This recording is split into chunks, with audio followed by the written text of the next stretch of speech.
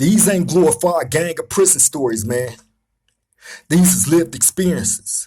Welcome back to the Swang Low Podcast Show. Dude Rock Creep, it's an absolute pleasure to be back here at this round table amongst my round table family. Salute to all of y'all for joining me. Now look, before I jump into this video, let me take this opportunity now to ask you all, if you haven't already did it, please like, comment, share, and subscribe to the Swang Low Podcast Show. Dude Rock Creep, it won't cost you nothing. It helps us get further into the algorithm, the engagement, and all that helps. So drop a comment if you feel like commenting on something. Definitely subscribe if you haven't already did it, man. And make sure you push that like button as well as the notification button. So when we do go live or drop one of these videos, it'll notify you immediately and you won't miss a beat. You'll be right there front and center. Like, comment, share, and subscribe again. Thank you all, people. Now, look, I don't want to hold y'all. I wanted to run this story back to the Roundtable family again, because first of all, the first time I did it, like in the beginning, I didn't understand how YouTube worked, and I was utilizing music. I actually had recorded a song on a free beat that I found on the internet, and I put it on the beginning of the opener of the show. And every time I used that, it was striking the channel, it sent me a number of notifications letting me know that the beat, I guess it was the beat, it definitely wasn't the lyrics, because I wrote all the original lyrics anyway. It kept striking, so I took it off, but I had already recorded the shows. So anyway, I won't be getting monetized for those videos. So I might end up, bringing a couple back that I feel is worthy to the round table, and just redo it, especially for the new people that's joining us that haven't dug back that far anyway in my catalog. These are some great stories, man. So why not? I think this one here is worthy of bringing back to the round table, man. Salute to everybody for joining me too, man. Shout out to everybody in the chat as well. Okay, so anyway, this was a time in prison when the war between the Northern Hispanics and the Southern Hispanics was still going on. This was before the peace treaty, right? And I remember this situation taking place when I was in Sat F, New Corcoran State Prison on the Sea Yard, right? In the year 2011, the war between the two groups was still going on strong, right? Now, that war between those two groups was at times extremely deadly. You feel me? And I remember this situation taking place one day, us being out on the yard.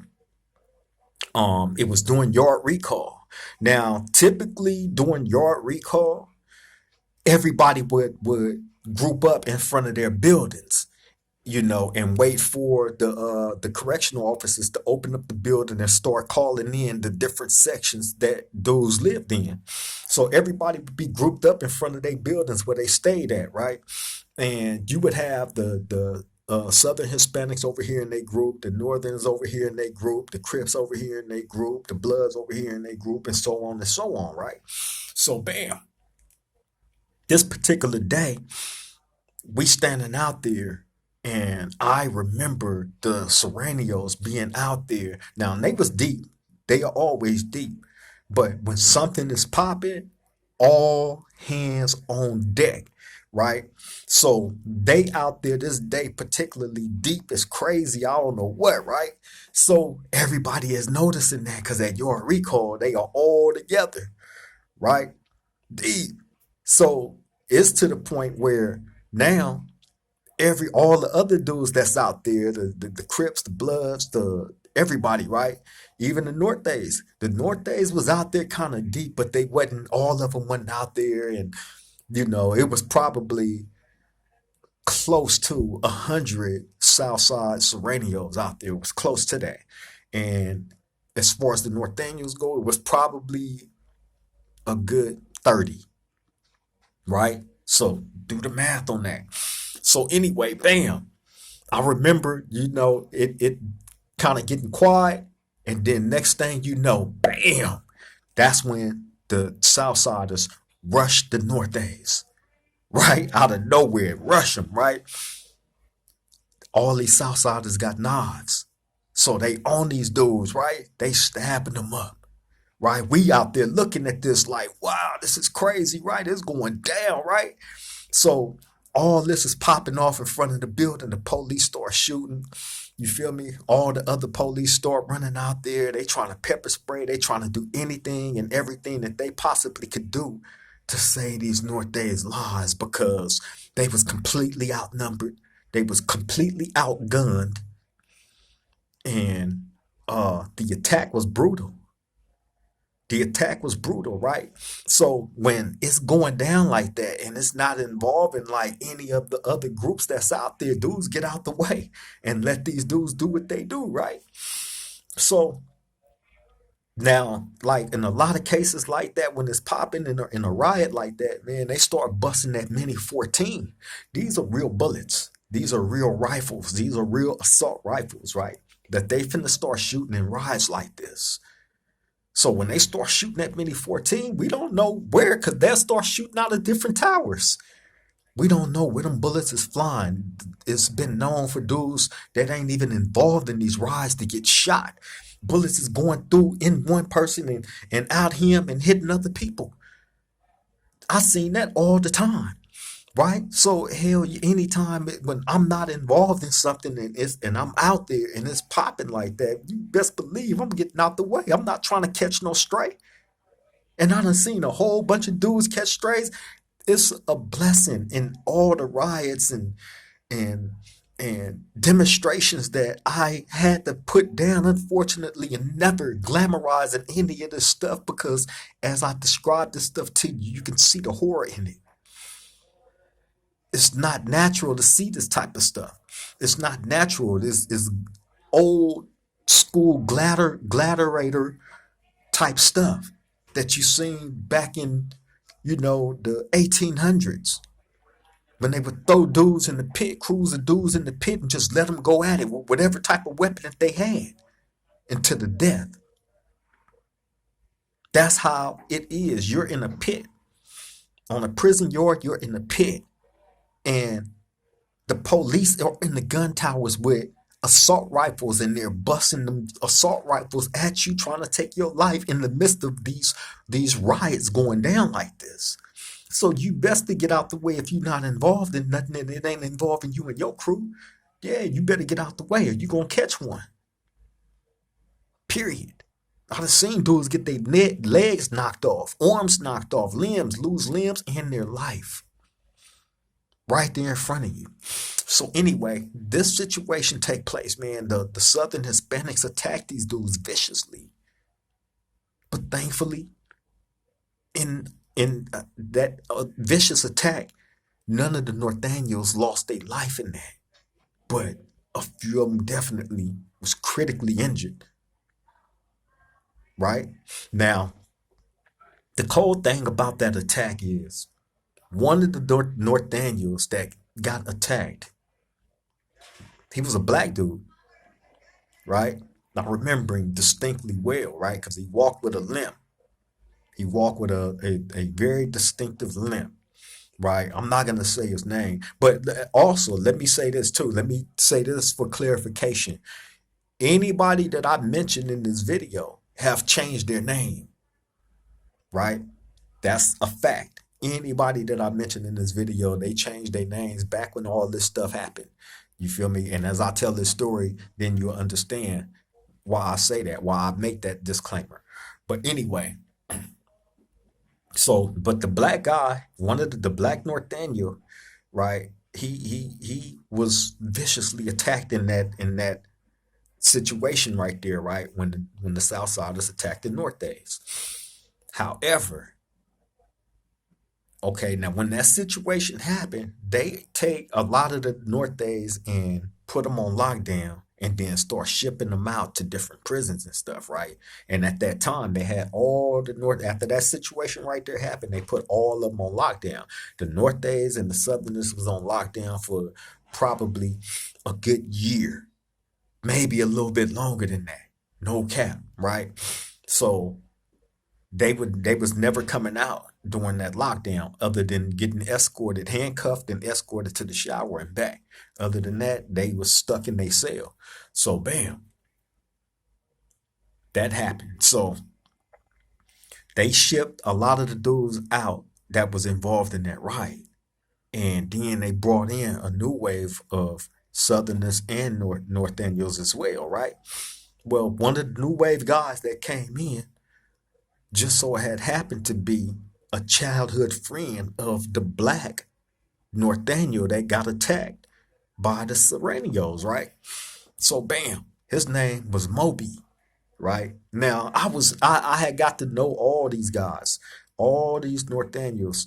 I had got to know because, like I said, during that lockdown, I was out working. I was the porter in the building, so I got to know everybody, and I dealt with all of them.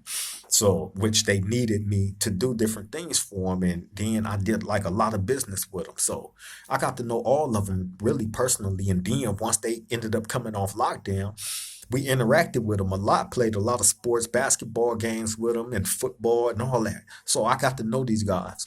So the guy Moby, I played basketball with him all the time, football and all that. So me and him was extremely cool. And on top of that, he stayed right next door to me. So bam,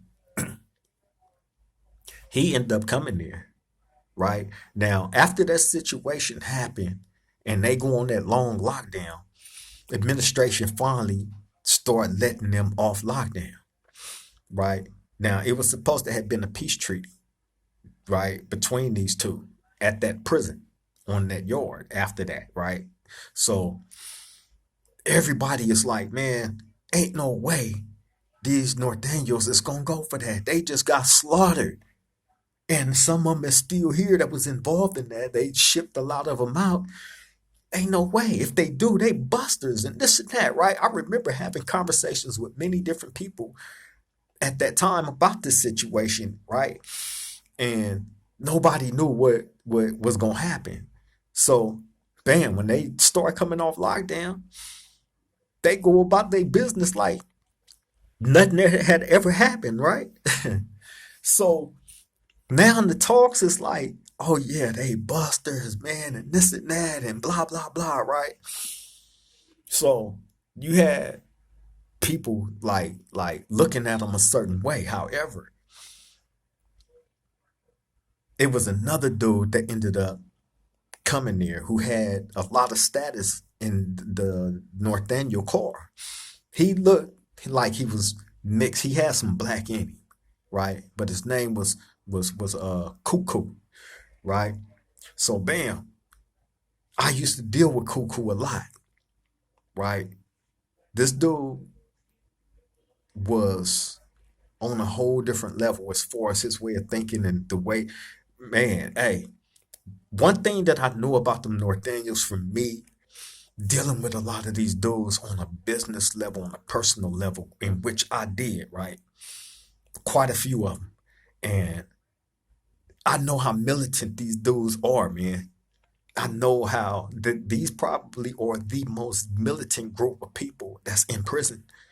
I'm talking about as far as structure, as far as anything, right? I'm calling the ball a ball, a strike, right? They pay attention to everything. This dude, Cuckoo, I remember us being in the day room one day and him standing off. We over in the cut. He's standing with me and he like, hey man, he like, I want to give you a rundown on a few things in case, he like, you not up on how these dudes in here getting down. I'm like, all right, what's happening? So he point out a number of different things about the Southern Hispanics, right? That was in our pod, right? He pointed out who held all the weapons. He pointed out which ones in the day room were strapped up, who was everything, right? Everything, right? And I'm like, I'm sitting there listening to this, like, this is crazy, bro. This is crazy, right? Because he was on point with every single thing that he had pointed out to me, everything, right? So we had developed that type of a relationship, you know what I mean? To the point where anytime we seen each other, we would greet each other. But also, I remember having a conversation with him about that situation of them getting attacked and like what his thought process was about that, right? And only thing that he would tell me was, it ain't nothing. Right? Right? It ain't nothing.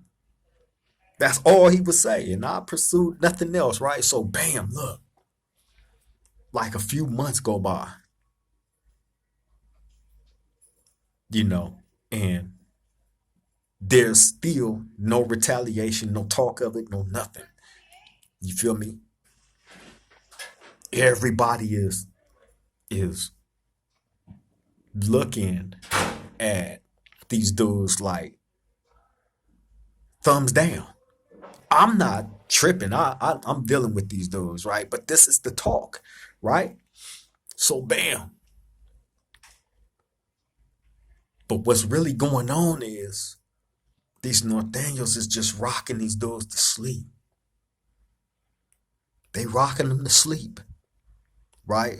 One of the coldest strategies. Because you have to, as a man, right, be strong enough mentally to put your pride to the side of just being a reactionary on just go time, but actually planning something out, having the patience to plan something out right. So when you do make your moment of attack, oh my God, this was such a force. That's what these North Daniels did. This is exactly what they did, right? This is no cap. I'm putting no extras on it. They robbed not just the Southsiders to sleep. They rocked all of us to sleep, right? Go to sleep, little baby. Go to sleep, because I'm gonna have a cold surprise for you when it's time for you to wake up, right? And bam, like I said, a few months go by. So I remember this one day like it was yesterday, right? And I've told y'all, this is the time when me and the homie Taco from 190 East Coast was Cellies, right? When all this go down. Bam. This one day, they let out all the Mac reps. Now, all the Mac reps is a representative of all the races, as far as the blacks go, as far as the Hispanics go, as far as the whites go, the others, so on and so on, right? These are representatives of all those different groups that would go sit and meet with the captain and the warden and all these different people, right? To either throw out whatever grievances or issues that need to be raised, from the inmate population to them. They like the in between. So anyway, they let out all these dudes. Right now, on this particular day, this was a day where that's the only thing that would happen that day. I think it was like on Wednesdays, they would only let out just the Mac reps. No, nobody else. It would be no yard, no nothing. So they let out all these Mac reps, and all these dudes get to go to every building. It's 8 buildings on the yard, so they get access to every building. They go around to every building. They're supposed to be able to talk to everybody as far as us go, the inmates, and that was their job, their duty. So bam, this particular day they let out all the Mac reps. See, the North Daniels was extremely smart, strategic in their plan of attack, because they knew which South Sider would be out. They knew which ones was gonna be out, right? And a couple of the ones that was out, unfortunately, was heroin dope fiends, right? So they knew they had the advantage on that.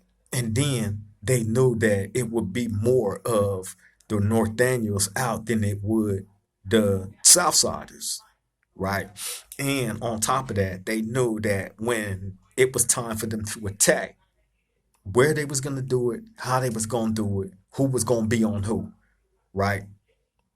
And that moment of attack ended up happening, taking place. Well, one of them right in front of my cell. Now, okay, now look, this is how this happened. The Mac reps come in this particular day into our section. One of the guys, unfortunately, the guy that would end up losing his life in this situation that I'm going to tell y'all about, right, was a Southsider, right? I'm gonna call him. I'm not gonna use his real name just out of respect for them guys, right? So I'm gonna call him Puppet, right? The Southsider named Puppet. He come up the stairs. Now I knew Puppet. I used to deal with Puppet on a business level. Like I said, he loved the black tar heroin. And at that time, I was able to get a little bit of access to whatever. So I dealt with him on a business level like that. So I knew him. I was very familiar with him, right? So anyway, he come up now where my cell was at. There's some stairs right in front of my cell. So when you come up them stairs, the first person you gonna see when you come to the top of those stairs is me. My cell right there, and then you can turn and all the other cells start right here. So bam, I remember this day. I hear them dudes come inside the pod, so I jump up and I go look out the door. And as soon as I walk to my door, here come Puppy, right? So he like, "What's up, bro?" I'm like, "What's happening?" Right? So he go right here next door to me, to my cell. Now, the person that lived next door to me is the Serenio shot caller, right? This is their shot caller. So he go to that cell and he's standing there talking to the shot caller, and he got his back to the day room. He's not paying attention to nothing going on around him. He was comfortable, right? Something you're never supposed to be in prison. So anyway, as he stood there, another Southsider was in there with him, right? Now he was downstairs. So bam, while he's running around downstairs, in come the Northaniels, three of them. Moby, and it was another little dude named Shorts, and the third one, I can't remember his name, right? Shorts was a little short, little scurvy, little crazy looking dude, right? I used to go to his cell. He'd have his whole window blocked up, right? To give him, because I used to pass out the food, the dinner, and all that stuff, right? So every time I get to his cell, he had the whole window blocked off to where you couldn't see nothing inside the cell, right? So anytime I went there, I would have to knock on his door, bam, bam, bam, and he would peek out the thing, right? Little short dude, right? I swear to God, right? So anyway, Moby, Shorts, and the other one come in, right? So bam, Moby come up the stairs that leads right into front of my cell. Shorts is another pair of stairs that's on the other side of the day room. He go up those stairs, right? Now, what they doing is they're closing off the Southsider that's standing next door to my cell talking to the shot caller, right? So one is coming from this side, one's coming from this side, right? He's standing there not paying attention to nothing, right? So bam, these two, they get on him. And then the third, Nathaniel, he start chasing the other Southsider that's downstairs around, stabbing and chasing him in the downstairs in the day room, right? So bam, he down there running around, running for his life, right? And he ended up finally running so much around down there in the day room to where he ran up the other stairs because one of their OG homies was inside the cell. Mind you, everybody is inside their cell looking at watching this. So one of their OGs, one of their holders, was calling him like, "Run up here, Holmes, run up here," right? So he run up them stairs and dude slide a knife out there to him, right? So, okay, now look, I'm gonna get to him. So bam, Moby and Shorts is up here tearing Puppet up. In the meanwhile, right? These dudes they didn't have an average knife. Now, when I told you the dude Shorts used to have his window wall blocked up to where you couldn't see up in there, that's because he was in there cutting out all the metal out his locker, making swords, right? These is the weapons that they use to unalive Puppet, right? Listen, when they was stabbing this dude, bro, the knife was going through Puppet. The knife was going through him, right? Bam. When they smashing him, bam. Now the police is the dude in the tower, he don't shoot or nothing, but he's screaming at the top of his lungs, stop, stop, get down, right? But all this is going on. So after Moby and Shorts get Puppet so good, bam, Shorts look up. That's when he see the Southsider up here getting the knife from his homeboy. So he jump up and run down there, and it was too late for the Southsider. I remember seeing him grab the knife and try to swing one time, and Shorts was on him. Right? Somehow, dude fell back. Shorts jumped on top of him, and you just seen him sitting on top of him, just stabbing him like this. Right? In the meantime, down here in front of my cell now, Moby then jumped off of Puppet, right? In which at that time when him and Shorts was stabbing this dude, they had to have got him like 50 times right there, right? He's dead already. So bam, look, Moby jump off of him, right? And he lay down in front of my cell, Moby, right? So bam, Puppet is right here on the other side of my cell, right? Laid out in the middle of in the tier with his eyes wide open, right? I'm looking at this like, oh, Taco, me and the homie Taco from 190 East Coast, we standing in our cell looking at all this, right? Like mind blown, right? So bam, Moby look up at us, he smile, jump back up, jump back on top of Puppet, and start stabbing him some more, right? The knife is going through his chest, hitting the ground. We hear the clean every time he pull it out and stab him some more. The knife is going through Puppet's body.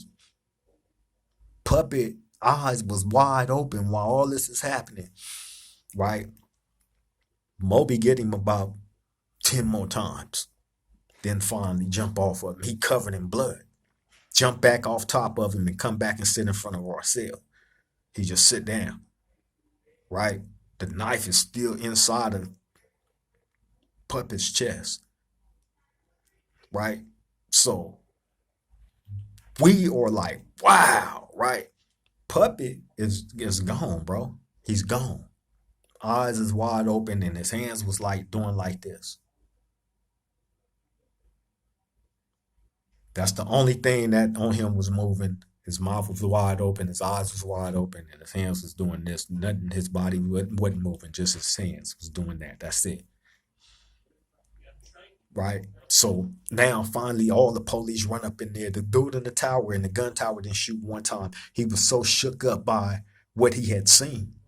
What we had all sat there and witnessed, right? To the point where he was frozen. No response to this situation other than all he can do was just scream, get down, get down. But he did not shoot one time. Mind you, the shot caller and everybody that's up on that tier seen this happen, right? Again, the guy Moby was childhood friends with the Black Serenio that got attacked by the Southsiders in that first situation. Everybody was calling these Northanians, oh, they busters for going for that. They came off lockdown and they didn't do nothing and blah, blah, blah, blah. All that talk, right? And all they did was they rocked everybody to sleep. Everybody. After that situation, they ended up arresting. Well, I'm not going to say arrest, but they came and snatched up Cuckoo, right? As the strategic main planner of all this, like they snatched him up with a few others, right? So bam, they unalive Puppet right there on the tier.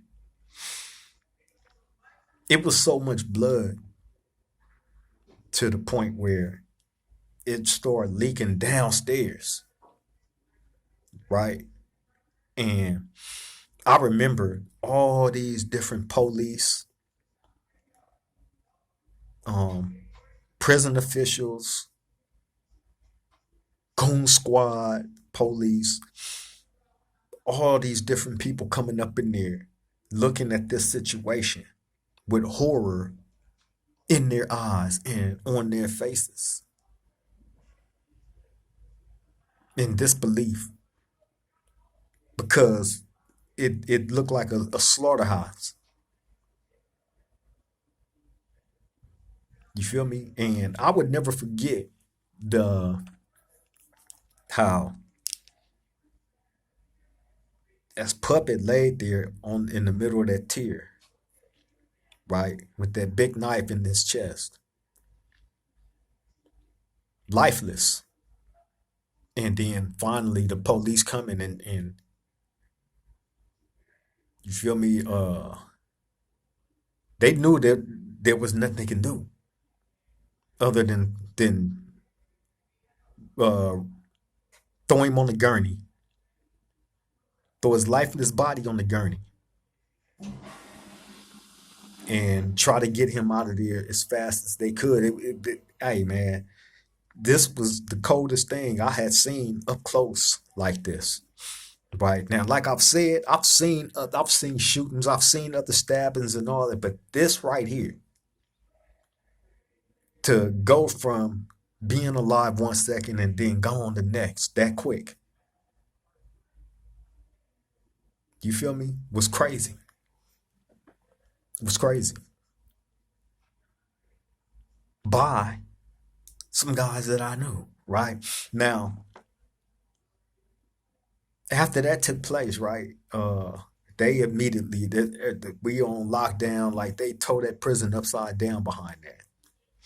And then, of course, they had to ship out. They had to ship out a lot of people to different prisons and then bring in different ones. That's their one a tactic that they use to try to, keep the possibilities of something else taken off. But situations like that, man, come on, man. You're dealing with the Southern Hispanics. They they not gonna accept stuff like that. It's not gonna happen, But they ended up, going on lockdown for a long time behind that situation, man. You feel me? And after coming up, I believe after that is when the peace treaty talks and all that stuff had just started between the North Daniels and the Southern Hispanics. You feel me? I believe that's when all that had first started. And that situation, believe it or not, was left alone because nothing else I remember transpired after that. I believe that's when they had started the peace treaty thing between the North and the South. You know what I'm saying? All this was before the calm. This was the complete storm. And something that we actually seen up close and personal, to a dude that I dealt with. And the cold thing about it, the cell that I was living in at that time, he used to live in that cell before me, the guy that got unalived. No cap. You feel me? But yeah, man, I remember going to the hole after that situation happening and being put right next door to Moby, the guy, one of the guys that unalive Puppet, right? And Shorts was like a few cells down from us, right? And I remember him like sending me a kite. You know what I'm saying? I sent him my lockup order. That's something that you mandatory have to do as actives on a yard. You let everybody see your lockup order, what you back there for. Let everybody know that you active. You're not a PC. You're not a dropout or none of that. You know what I'm saying? So I sent him my lockup order. Bam. He sent me over all kind of stuff. You know what I mean? But he also wrote me a kite. You feel me? And was basically like, yeah, man, I seen y'all standing on y'all door. I seen you and Taco standing on y'all door, man, and this and that, and whoop-de-whoop. He like, I know that shit was crazy, huh?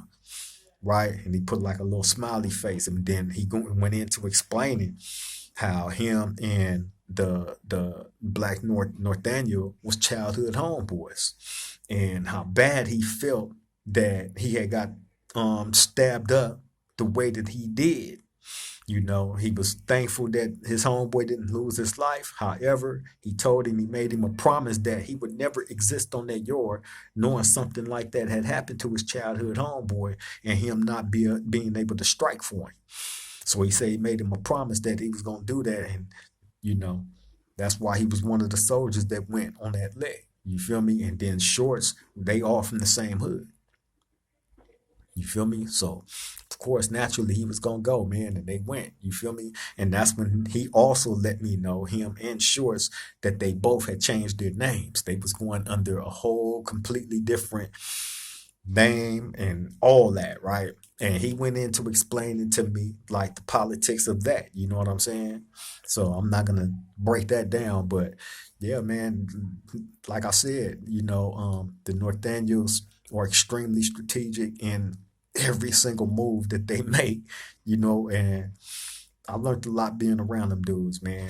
You feel me? As well as some Southsiders as well. You got a lot of them but like I said, it's structure wise, these dudes be on point blank period. You feel me? But it was crazy seeing that whole situation with this dude losing his life, man. It really was tragic situation. But unfortunately, that's prison. That's how it definitely was back then. Not so much now, although dudes do still lose their life from various different situations, you know. And again, these stories are not for the glamorizing of prison, of violence, of jail, of none of that. It's to give y'all a picture, an image in y'all head, walking y'all through these stories so y'all can see that this is something that you don't ever want for yourself or for anybody that you say you care or love. You feel me? Which is why it's good for you to take these stories in, share to the people that you feel it can help. Somebody that you see that might be, going down the wrong path or something, and, is critical of jeopardizing their freedom or even worse, their life. I know it can help somebody. You feel me? And that's what we're here for. That's why we come to this round table with these stories, man. It's not for the glamorizing of nothing. I don't glamorize gang banging. I don't glamorize jail, prison, violence. I don't tell dudes to go do no bad stuff in their community. It's the complete opposite. Those of y'all that know, y'all been around long enough to know that's what we about. It's for anybody that's in question of what we do here at this platform, what we present at this round table. We got a gang of great people here now. You feel me? That help, that contribute. And I encourage participation from everybody that want to come sit at this round table with us, man. It's enough room for everybody. And salute to those of y'all that have came, become part of the family. Y'all chose right, and we're going to continue to grow and get bigger and better and stronger. You feel me? But look, I'm finna get on up out of here. I thank you all, man. I've taken up enough of y'all time. Y'all take care. Y'all stay safe out there. Let the people that's in your life know that you love them and appreciate them while you can, because tomorrow's promised to none of us. You feel me? Till the next time we meet at this round table, man, I love all y'all. Triple gang.